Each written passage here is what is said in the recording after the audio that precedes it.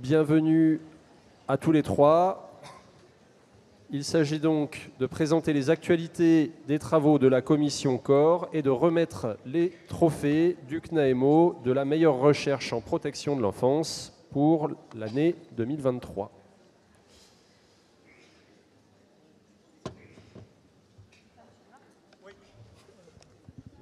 Bon, donc d'abord 2 mots sur le COR, c'est-à-dire le carrefour d'observation, de ressources et de recherche qui existe depuis quelques années déjà et qui est composé d'administrateurs du CNAEMO et de 2 équipes de recherche, celle de Bordeaux que représente Katia Mbellara et celle de Caen que je représente aujourd'hui. Donc, 2 mots sur les travaux. Nous avons mené une recherche conjointement sur un même sujet.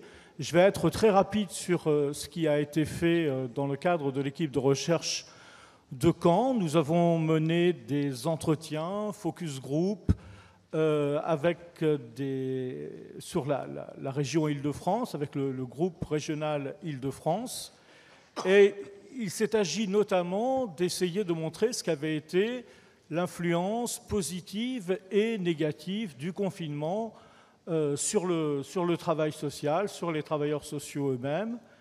Et voilà, donc dans l'organisation du travail, durant le premier confinement, nous avons pu mettre en évidence l'existence d'un bricolage collectif informel permettant d'assurer la continuité du travail.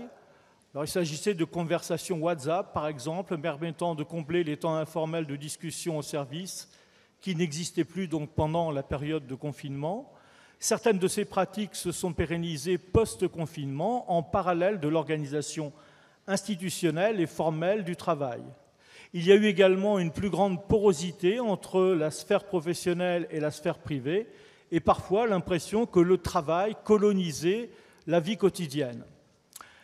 Deuxième point, dans les relations entre travailleurs sociaux et familles, on a assisté aussi à une forme d'adaptation des modes de contact et des temporalités du suivi des familles.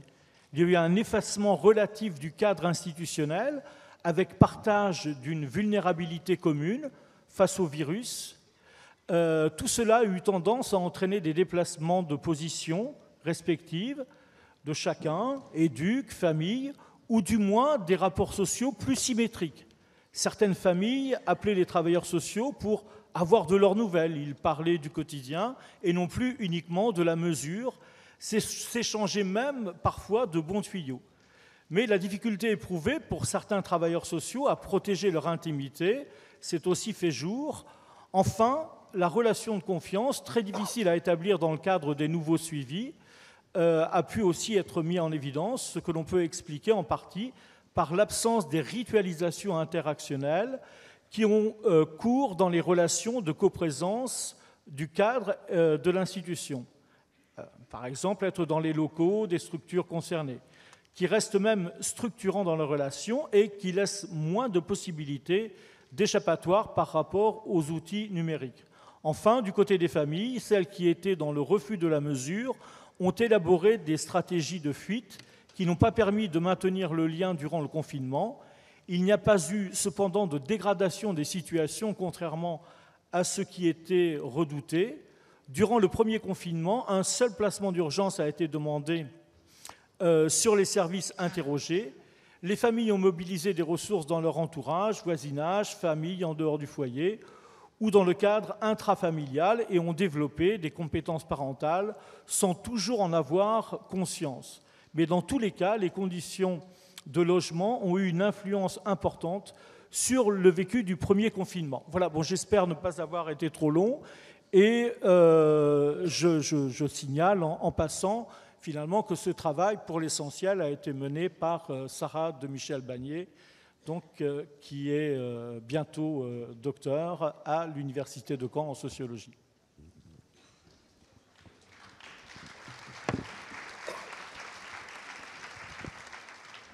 Alors, dans la commission COR, comme notre objectif, entre autres, donc c'est la dimension observatoire, mais aussi la dimension question de recherche, avec la même question.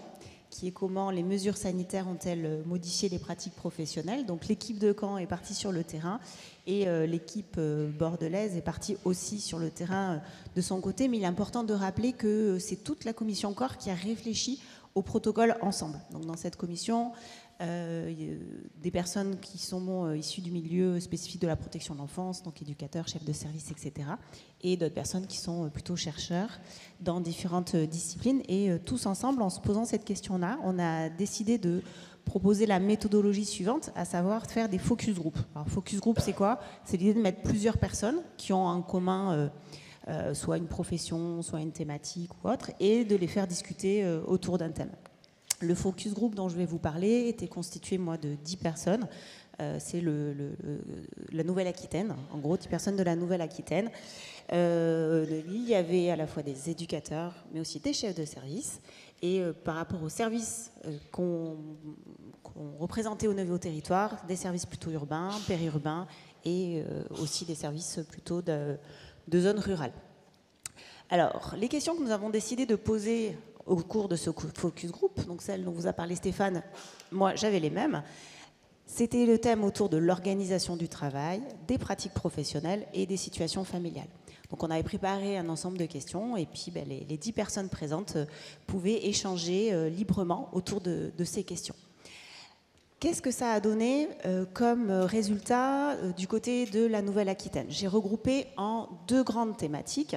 Tout d'abord les résultats concernant l'impact sur l'organisation du travail et les pratiques professionnelles. Plusieurs thèmes sont sortis, ce qui était extrêmement intéressant pour les différents membres du groupe, c'était de réaliser que la thématique autour de l'organisation du travail avait été essentielle et concernait une dimension matérielle.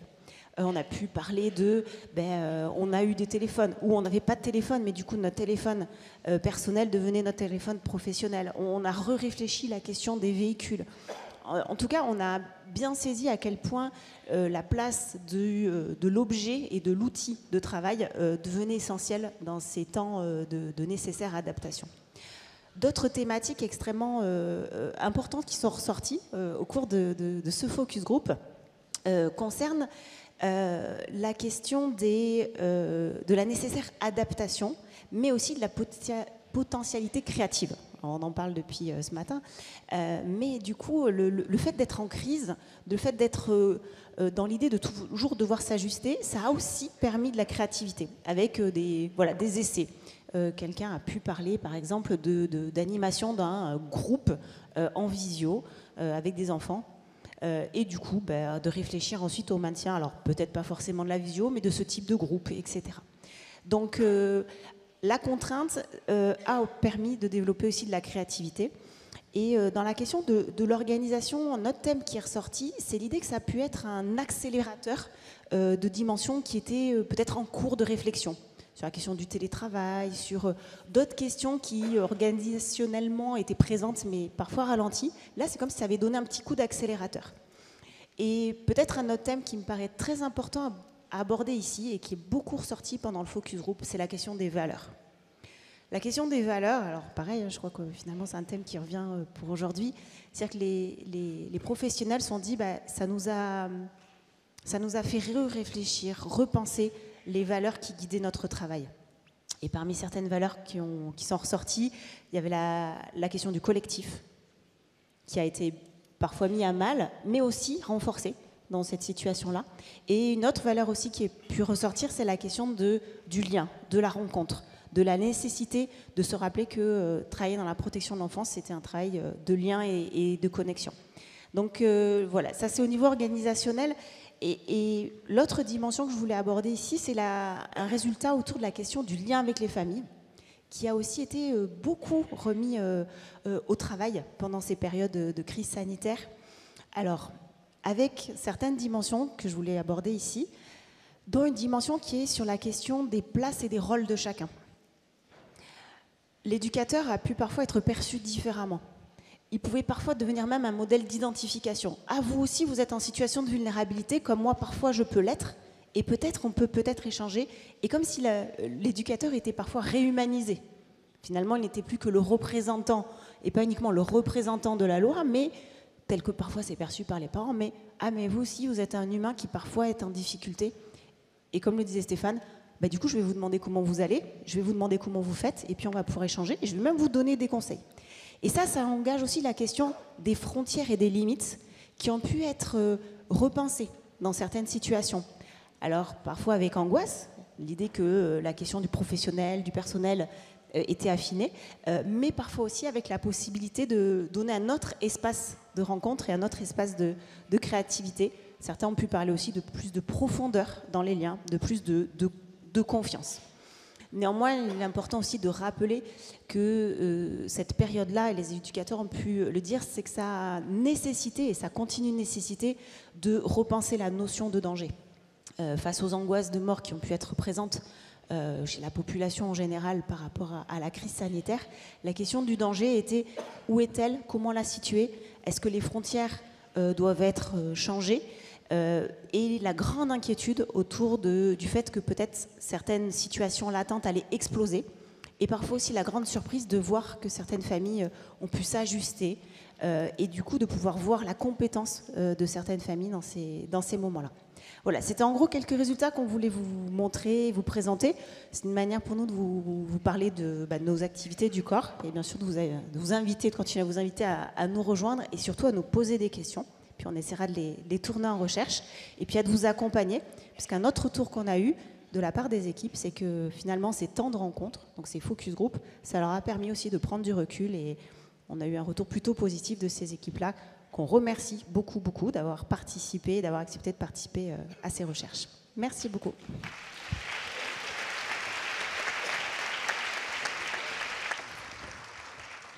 Alors, en complément de ce que vient de dire Katia, se tient pendant la durée des assises, je crois, jusqu'à vendredi midi, un stand du corps.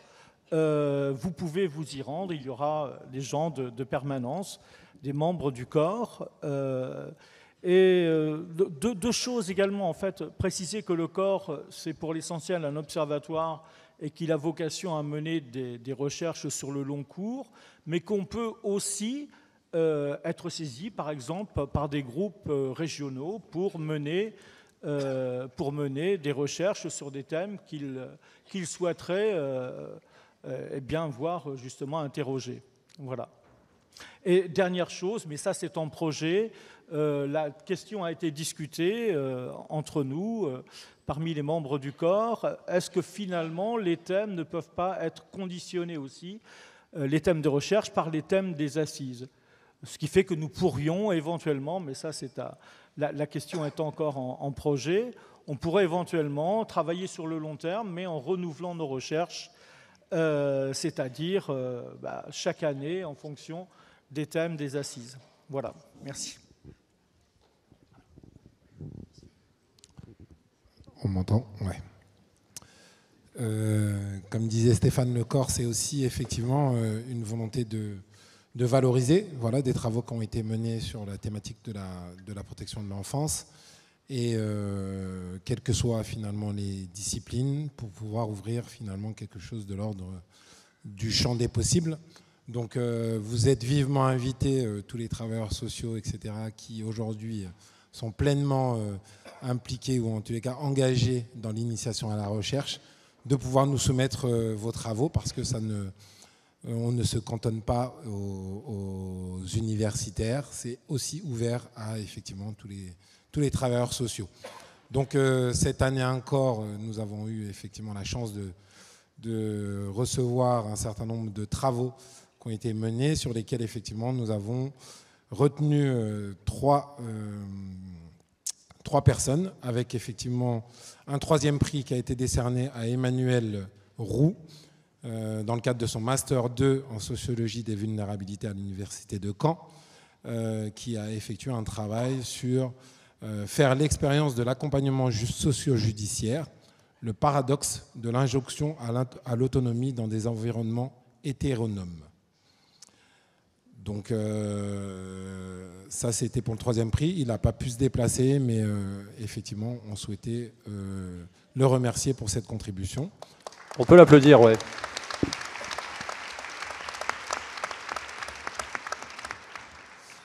Le deuxième prix récompense effectivement le travail mené par Amira Mamri Ulysse, qui est effectivement parmi nous dans la salle, et qui est doctorante à l'université de Bordeaux et d'Ottawa, et qui nous a remis effectivement un travail très intéressant sur l'enfant et l'avocat en protection de l'enfance, avec un droit comparé entre la France et le Québec. Elle est dans la salle. Elle peut se lever. Elle peut se lever pour effectivement...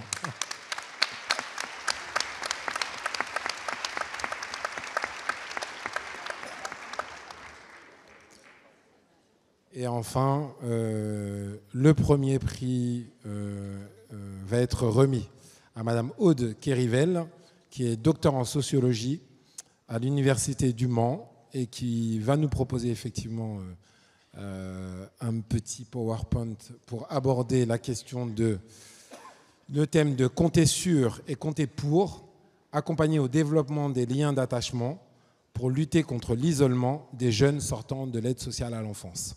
Donc je vais lui demander de nous rejoindre sur scène.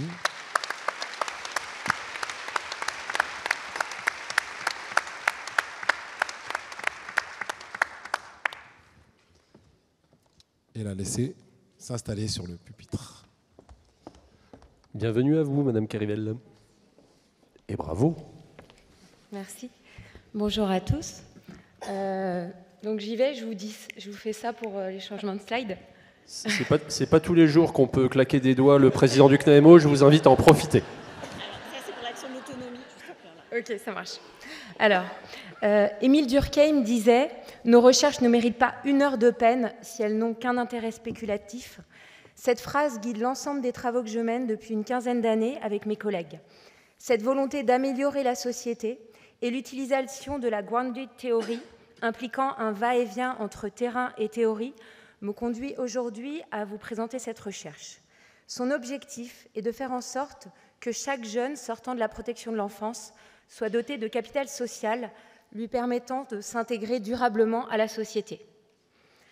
En 2010, alors que plusieurs enquêtes de l'INED font état depuis 10 ans de la surreprésentation des personnes ayant connu un placement dans leur jeunesse parmi les sans domicile fixe, je réalise l'évaluation de 2 dispositifs visant à lutter contre les ruptures de parcours des jeunes sortant de l'aide sociale à l'enfance, l'un proposant des colocations, l'autre des allocations et du parrainage. À cette même période, je participe à une recherche retraçant rétrospectivement le parcours de personnes ayant été placées en village d'enfants pendant leur enfance. Ces travaux mettent en lumière l'isolement et la solitude de beaucoup de jeunes adultes. Ils mettent aussi en exergue l'importance de rencontres qui vont être déterminantes dans la vie des jeunes et le lien de causalité entre continuité des liens et les parcours des jeunes qui s'en sortent. À partir de ces premiers travaux, de manière hypothético-déductive, je formule l'hypothèse suivante. L'autonomie des jeunes sortant de l'aide sociale à l'enfance ne peut s'obtenir que par la constitution, le maintien et l'élargissement d'un capital social. À ce moment, j'utilise le terme de capital social développé par Pierre Bourdieu, l'ensemble des ressources actuelles ou potentielles d'un agent qui sont liées à un réseau durable de relations. On mobilise notre capital social lorsqu'on cherche un logement, un emploi par exemple. Suite à la rédaction d'un article, la Fondation Action Enfance me propose de travailler ensemble à la mise en pratique de cette hypothèse dans 7 villages d'enfants. Je réunis une équipe composée de Vola Vizioska, Samuel Jams, Cyril Dely et Patrick Dubéchaud. Un peu plus tard, c'est à l'échelle des MEX et des familles d'accueil du département de l'Ain que je réalise une autre recherche-action accompagnée par l'équipe du LEPI, Anne Jacquelin, spécialiste de la participation, Lucille Ottolini, psychologue clinicienne et sociologue, et Chloé Michaud, économiste. Les enfants concernés par nos enquêtes ont entre 0 et 18 ans. Le cadre théorique de Pierre Bourdieu est pertinent pour penser l'autonomie future de ces jeunes. Il est moins pertinent pour regarder les situations des enfants et des jeunes au présent. Nous mobilisons alors un autre cadre théorique, celui de Serge Pogam. Sa théorie des liens sociaux rapproche la notion d'intégration et la notion d'inégalité. L'expression « compter sur » résume assez bien ce que l'individu peut espérer de sa relation aux autres et aux institutions en termes de protection, tandis que l'expression « compter pour » exprime l'attente tout aussi vitale de reconnaissance. Notre problématique est pragmatique et la démarche recherche-action, parce qu'elle vise à produire de la connaissance utile et applicable, implique une collaboration entre chercheurs, décideurs politiques, responsables associatifs, professionnels de terrain, enfants et jeunes. Il s'agit d'élaborer, d'expérimenter, d'évaluer un programme visant à développer les liens sociaux des enfants et des jeunes au travers de la mise en œuvre de fiches actions. Ça, ce sont tous les terrains qu'on a réalisés jusqu'à présent. Parmi les constats généraux de nos enquêtes par entretien et questionnaire, nous pouvons expliquer le défaut de liens sociaux d'attachement des enfants et des jeunes par l'instabilité des liens familiaux, les multiples ruptures et changements d'environnement, la faible porosité entre l'intérieur du lieu de placement et l'extérieur, et des relations institutionnelles qui, a priori, s'arrêtent avec la fin du placement. Nous avons demandé aux enfants, aux jeunes, professionnels de nommer les personnes qui comptaient pour eux. L'analyse statistique de ces données ont permis de construire une typologie des relations des enfants et des jeunes en fonction du nombre d'adultes et d'enfants sur qui l'enfant compte et du nombre de groupes d'appartenance. Ça peut être l'école actuelle, l'ancien lieu de placement, la famille, le loisir, les lieux de vacances, etc., dans lesquels il les a rencontrés. Alors là, je vous propose les 4 types. Le type restreint et pluriel, donc peu de personnes citées dans de multiples groupes d'appartenance. C'est l'exemple de Fatou, une mineure non accompagnée. Le type dense et exclusif, de multiples personnes citées dans peu de groupes d'appartenance, l'exemple de Joanne. Le type dense et pluriel, de multiples personnes citées dans de multiples groupes d'appartenance, c'est le cas de Monia, ici.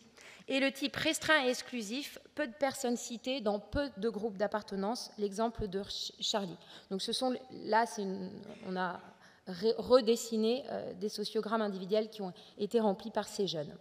Ce matériau est enrichi par des indicateurs de risque d'isolement, tels que le nombre de nuits passées hors de l'établissement, les droits des parents et le nombre d'adultes sur lesquels l'enfant et le jeune dit pouvoir compter. En reprenant la typologie de Serge Pogam, nous pouvons aussi ajouter le fait d'être scolarisé, un lien organique, et le fait d'être intégré en tant que citoyen, lien de citoyenneté. Les jeunes déscolarisés parce qu'en situation de handicap et en attente de lieu d'accueil de jour, et les jeunes mineurs non accompagnés étant des exemples types illustrant les risques causés par ces défauts de lien. Alors, l'expérience de la pandémie nous a permis de mettre à l'épreuve cette typologie, puisque les enfants et jeunes ayant un entourage dense et pluriel, comme Monia, ont beaucoup moins été impactés que ceux ayant d'autres types d'entourage et de liens, comme Hugo.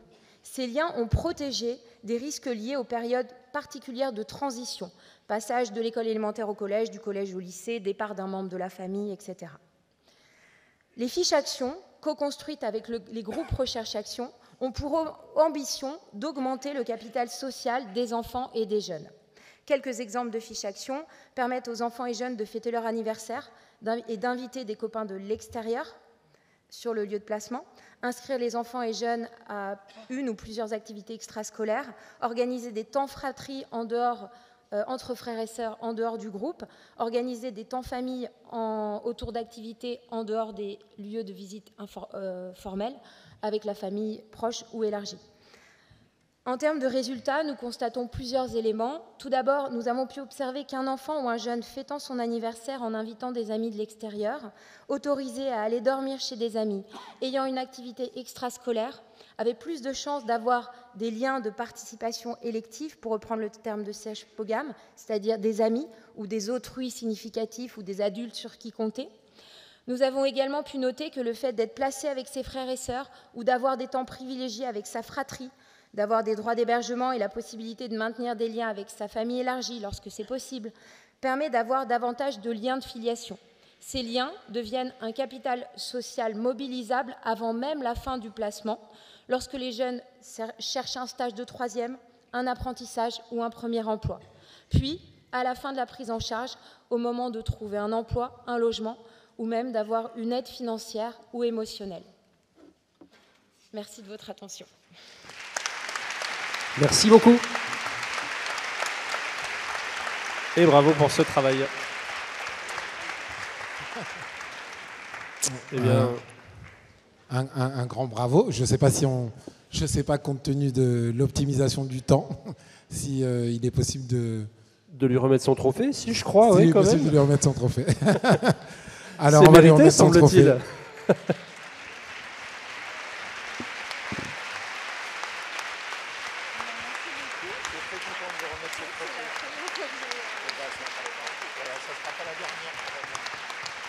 Au nom de l'ensemble du CNAEMO, je suis très heureux de vous remettre le prix Meilleure Recherche. Donc c'est la 6e édition. On a eu déjà donc 5 autres éditions et on se rappelle de certains lauréats et lauréates. On avait eu Fali Louba, pour ceux qui s'en rappellent, qui nous avait fait des travaux remarquables sur les enfants talibés. En tout cas, merci beaucoup pour ce que vous faites. On trouve que votre travail est remarquable et on voulait vraiment le mettre en avant. Voilà, merci beaucoup au nom du CNAEMO.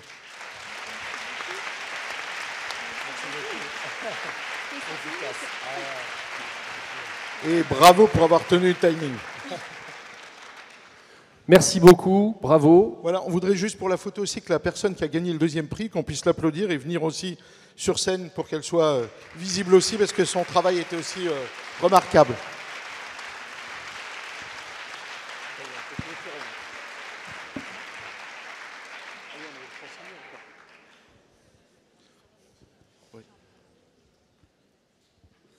Venez, venez. Donc on vous invite tous à motiver les étudiants qui passent dans vos services pour déposer des projets de recherche et pour répondre au prix. Et on vous invite aussi encore tous à nous poser des questions pour qu'on fasse de la recherche.